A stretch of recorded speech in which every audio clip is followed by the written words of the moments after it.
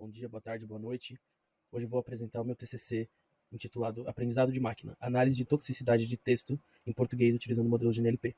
Eu sou o Leonardo, meu orientador foi o Vandenberg e meu orientador foi o professor Holmes. Primeiramente, a gente tem que conversar sobre como a inteligência artificial influencia a nossa sociedade hoje em dia. A gente sabe que empresas com investimentos bilionários fazem normalmente essa vanguarda da tecnologia e muitas vezes elas não se interessam em fazer estudos do impacto socioeconômico que esses avanços podem trazer. Por isso que a gente vê muitas vezes que espaços online estão se tornando cada vez mais tóxicos e inférteis para discussões e trocas de ideias ponderadas. A gente sabe também que com as crises constantes do capitalismo tardio, as pessoas tendem a se radicalizar. É claro que parte desse processo se deve às redes sociais, como Twitter e Facebook, que tem um histórico de converter pessoas para a extrema-direita, e esses usuários radicalizados pela extrema-direita são usuários que muito provavelmente destilam ódio e povoam as redes sociais com comentários tóxicos e por vezes até criminosos, como racistas, machistas, homofóbicos, etc. Ferramentas de aprendizado de máquina podem ser uma resposta para o avanço na criação de ambiente virtual mais seguro e acolhedor. É importante ressaltar que essas ferramentas também apresentam reveses, como os vieses carregados por uma inteligência artificial, que pode vir dos dados ou de certas escolhas relacionadas ao seu treinamento, como conjuntos de atributos selecionados. A gente tem vários exemplos de como uma IA pode reproduzir racismo, misoginia, homofobia, ou só ser um vetor de informações falsas. Alguns desses exemplos de IA que carregam os vieses perigosos são os modelos de processamento natural de linguagem, ou Natural Language Processing, NLP, que vem ganhando notoriedade atualmente, como pode ser observado pelo ChatGPT e seus equivalentes. Nesse trabalho, a gente vai usar modelos de NLP para verificar a toxicidade de tweets em português. Um dos principais desafios ao analisarmos se um tweet apresenta conteúdo tóxico é a interpretação de sutilezas, ironias, o contexto que aquilo foi dito, gírias próprias de uma certa comunidade, sarcasmo, entre outros. Principalmente levando em conta o uso da própria rede social Twitter como um espaço de fluxo de pensamento informal. No nosso projeto, a gente busca construir um modelo de NLP robusto e eficiente, capaz de classificar um texto como tóxico ou não. Ou seja, dá para entender como esse trabalho é relevante para a construção de um ambiente online mais seguro. Agora eu vou falar um pouco de cada um desses tópicos de maneira resumida. Processamento natural de linguagem. Processamento natural de linguagem é o campo da ciência da computação, juntamente com a linguística, que se debruça sobre o estudo da chamada linguagem natural. O que isso significa? Linguagem natural é a linguagem que nós usamos, então as palavras, etc. Enquanto a linguagem computacional é uma linguagem de código, como Python, Assembly, etc.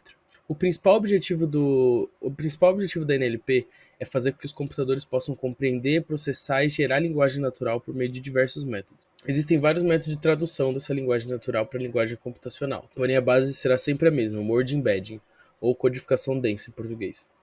Procura-se no processo de codificação densa mapear palavras ou frases matematicamente gerando um vetor, seja ele um vetor de zeros ou uns, como no processo de Bag of Words, ou um vetor com valores contínuos, como em um processo de Word2Vec.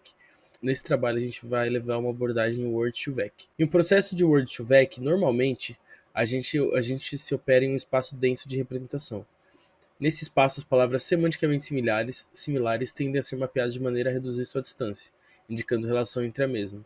Ou seja, cachorro vai estar mais perto de gato do que cachorro está perto de martelo. Agora sobre os Transformers um pouco e o BERT. Primeiro a gente precisa falar do bloco LSTM. Os Transformers eles vieram como uma evolução lógica dos blocos LSTM, que significa Long Term Short Memory, para desafios de NLP, como tradução, geração de palavras, entre outras coisas. Os blocos LSTM são uma variação das redes neurais recorrentes que são eficientes para aprender longas dependências. Eles fazem isso usando uma estrutura de memória interna que permite que eles armazenem informações sobre o passado. Os Transformers, por outro lado, são arquiteturas de aprendizado baseadas em um mecanismo de atenção.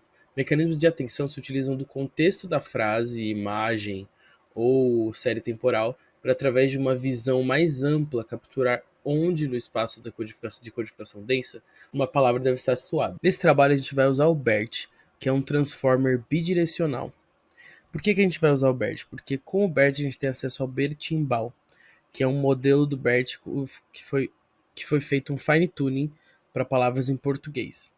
O BERT vai ser usado para tokenização, ou seja, para transformar as palavras de linguagem natural para a linguagem computacional. As árvores de decisão são modelos de aprendizado de máquina que são muito utilizados porque eles têm uma ótima capacidade de representar decisões complexas de uma maneira intuitiva e de fácil interpretação. Se a gente fosse resumir, árvores são grafos não direcionados, no qual dois vértices quaisquer se conectam por um único caminho, ou seja, um grafo acíclico não direcionado. Mas o que são as árvores na prática? As árvores, elas são decisões que se ramificam para chegar a uma classificação final. A partir do conceito de árvores, a gente precisa falar sobre random forests, que serão usados nesse projeto.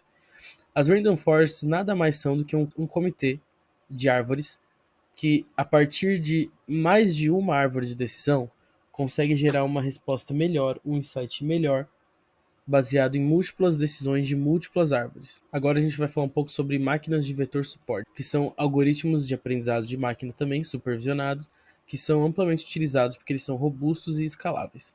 Essas máquinas elas podem ser categorizadas como algoritmos que buscam, no caso de uma classificação, categorizar dados a partir de uma máxima margem, ou seja, definir a separação ideal entre os dados para classificação. Para esse trabalho a gente usou o Python, e no Python a gente usou o Scikit-learn, NumPy, TensorFlow, etc., para o treinamento e processamento da linguagem natural. Para os dados, a gente usou o ToadBR, um dataset de tweets tóxicos, classificados em qual a toxicidade eles têm, votada por 3 pessoas. E a gente usou também o HateSpeechBR, que funciona de uma maneira parecida. Devido à natureza do ToadBR ser multiclasse, a gente fez um tratamento para que, caso qualquer ofensa aparecesse, o tweet seria classificado como tóxico. A etapa de tokenização, que nem eu descrevi anteriormente, ela foi feita da seguinte maneira: foi utilizado o número máximo de tokens do BERT, que são 512, para uma representação melhor no espaço de codificação denso. O objetivo foi converter cada palavra ou termo do texto em tokens, permitindo a representação vetorial numérica no espaço denso de codificação. Para os modelos, a gente usou algoritmos de Random Forest, a gente fez um fine-tuning do BERT, a gente usou o Support Vector Machines e a gente usou LSTM. Para a otimização dos hiperparâmetros dos modelos de Random Forest e SVM, foi aplicada a técnica de Random Search, que é uma técnica de busca de parâmetros em conjunto, no grid, que são de maneira aleatória passados como hiperparâmetros para o algoritmo e testado um número limitado de vezes a fim de obter o melhor resultado para uma métrica de avaliação escolhida. Os modelos foram treinados utilizando os dados do ToadBR, separados em um conjunto de treino e teste, e posteriormente foram testados no HateSpeechBR para avaliação de sua qualidade de generalização. Para as métricas, a gente usou a precisão, a sensibilidade, ou Precision Recall, a acurácia, ou Accuracy, o F1 Score e a matriz de confusão. A gente pode perceber por essas matrizes de confusão que o melhor modelo foi, de fato, a Random Forest, e ele teve um resultado relativamente aceitável quando a gente para pensar em F1 Score. Mas os outros modelos, infelizmente, não tiveram uma performance tão boa. Por que eles não obtiveram essa performance tão boa? Uma hipótese para isso pode ser que, segundo Damasio, no artigo dele publicado na Nature, emoções e expressões dessas emoções são conceitos construídos dentro de um grupo ou sociedade. Ou seja, uma pessoa que vem de um lugar não vai conseguir entender exatamente o que uma pessoa que vem de outro lugar sente ou fala. Por exemplo, para uma pessoa que pertence à comunidade LGBTQIA+, o uso da expressão viado pode não representar ofensa, mas sim afeto se quem falou também fizer parte dessa comunidade.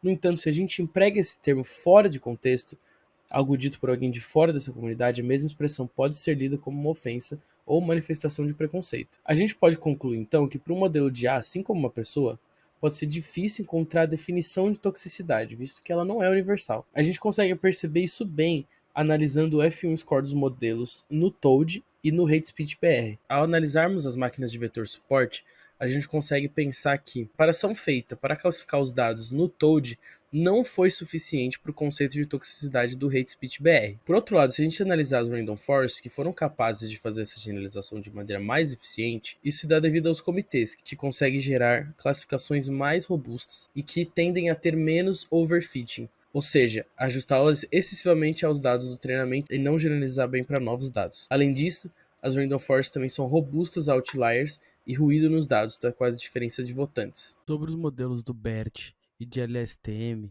podemos perceber que ambos foram ruins. Porém, o BERT foi melhor. Isso acontece porque o BERT foi retreinado, enquanto a LSTM foi treinada do zero, ou seja, o BERT tinha um conhecimento prévio. Nesse trabalho, a gente tentou criar um modelo que, a partir da tokenização do BERT, identificasse comentários no Twitter, se comentários no Twitter são tóxicos. Para tal, testamos diversos modelos, como LSTN, Fine-Tuning do BERT, máquinas de vetor suporte e Random Forest. Utilizando os datasets ToadPR e HateSpeech PR, fomos capazes de criar modelos interessantes, apesar de falhas. Muito obrigado pela atenção.